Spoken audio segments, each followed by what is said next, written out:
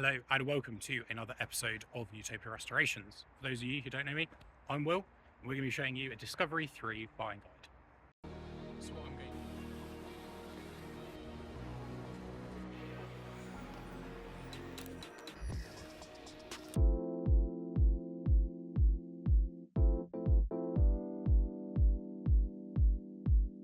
Now, all discos are different, and sometimes you've probably heard some horror stories of things that have happened with them. But I'm going to go around and give you my top tips and tricks when you're looking to purchase one of these and things to look out for.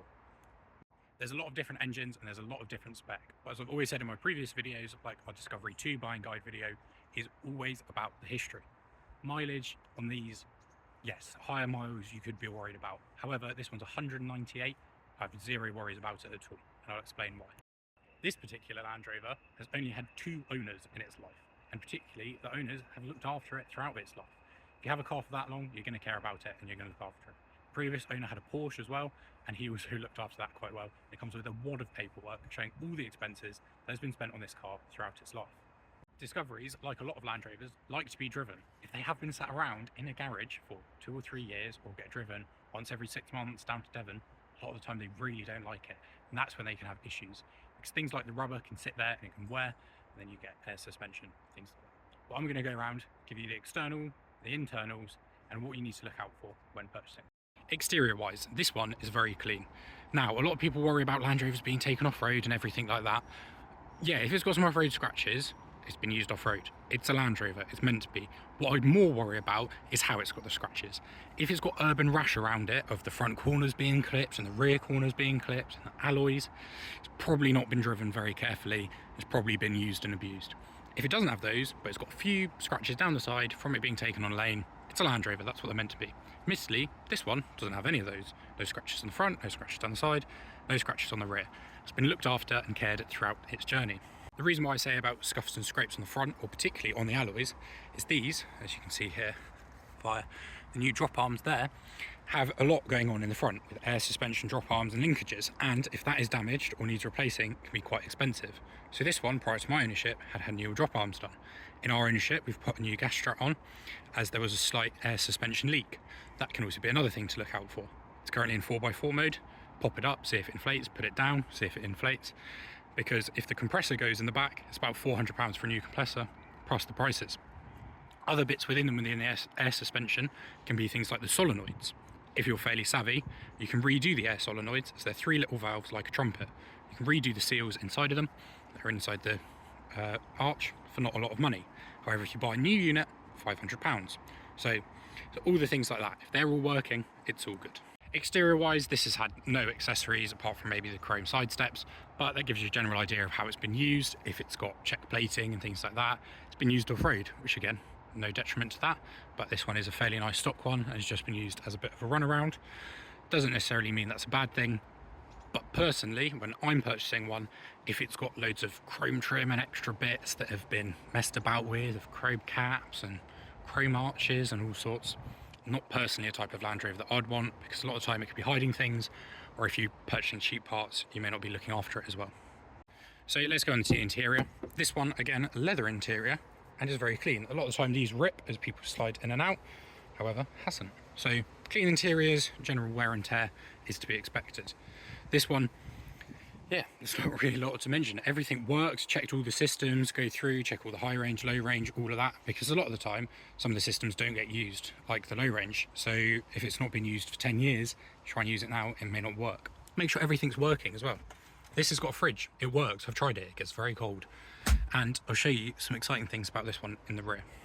This one not only has a leather interior and can fold down like a van, also has a very, very large boot, but also has the extra seat, so it is a 7-seater. Again, all works, all folds out, headlining's all good. Things like this tend to be more cosmetic internally. What I would look for is, does your rear aircon work? Does your front aircon work? Do the heated seats work? Because things like those are very hard to replace and very hard to sort. Now on the rear, this one doesn't have a tow bar fitted. A lot of people do get worried about tow bars.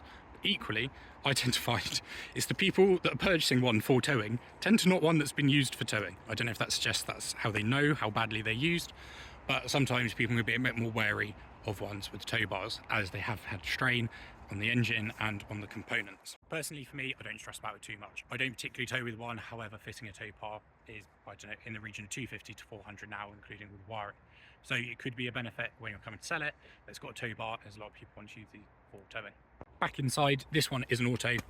The autos are fine, I don't mind them, I enjoy them. It's quite easy to waft about in.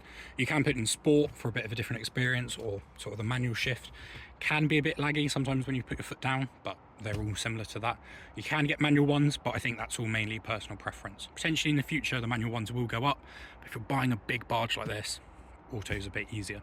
This is the TD V6 engine. Pulls fine, drives lovely, and is going good. You can get different ones.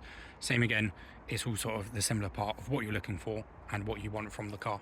So looking underneath, other things to look for is rust. I'll show you under the back. This one has got some surface rust on it, but it's nothing to worry about. This is going to be Lanagard treated before it leaves us, so it will be fully protected for the future. So here's the engine, big old block, not really much to report. Has had a bit of a wipe to it, and we'll give it a full detail before it goes. Have a look for oils, fluids. What's the oil doing? The oil is always going to be black because it's an old diesel, but like you see here, new fluids, lovely, recently been serviced, all good. All the fluids are here, all the fluids are there. You can also look for rust spots in here. Sometimes, a lot of the time, where the panels can meet, can trap moisture and rust. Nothing in here. It's just all clean. It's not leaking. It's not dripping. A lot of the time, yes, Land Rovers do leak and drip, but if you want one that's cleaner, just wait for one that's cleaner. They do come about. They are few and frequent, and you can be there when they're ready to pounce. So that's about it, really. Make sure you check for the quality and the history and what's happened. Always, as usual, you can do online car checks. We did one on this prior to purchasing it, so make sure it's not been written off or anything like that. You can generally tell if they've been written off. For the sake of a £10 check, when you're buying a car that's £3,500, it's not a lot of money. Auto, manual, don't really mind. Engines, yeah, you can get different ones. TD-V6 chugs along nicely. What you want to look for is how it's been cared, how it's been looked after throughout its life. If it's a 20-year-old car, well, 2006 now, so yeah, coming towards that. It's a 20-year-old car and it's had 15 different owners and comes with no service history. It's £2,500. I'd probably walk away from it because you're going to be getting either a junkyard engine or you're going to be needing a junkyard engine. You should look for the overall condition and make sure that it is a good car. Take it for a test drive, slap on the brakes, do whatever you need to do. But that's what I want to look out for. Look for air suspension. A lot of people get scared of it. It's not that bad. On these, if you have the tools, you can do it yourself in under an hour. So quite simple and straightforward. If you don't, you can pay someone and they can do it in under an hour. So you can get charged an hour labour. But yeah, that's about it for a Disco 3. This one will be up for sale. And if you are interested, drop us a message. As always, please make sure you like and subscribe. I'll see you next week in the next video.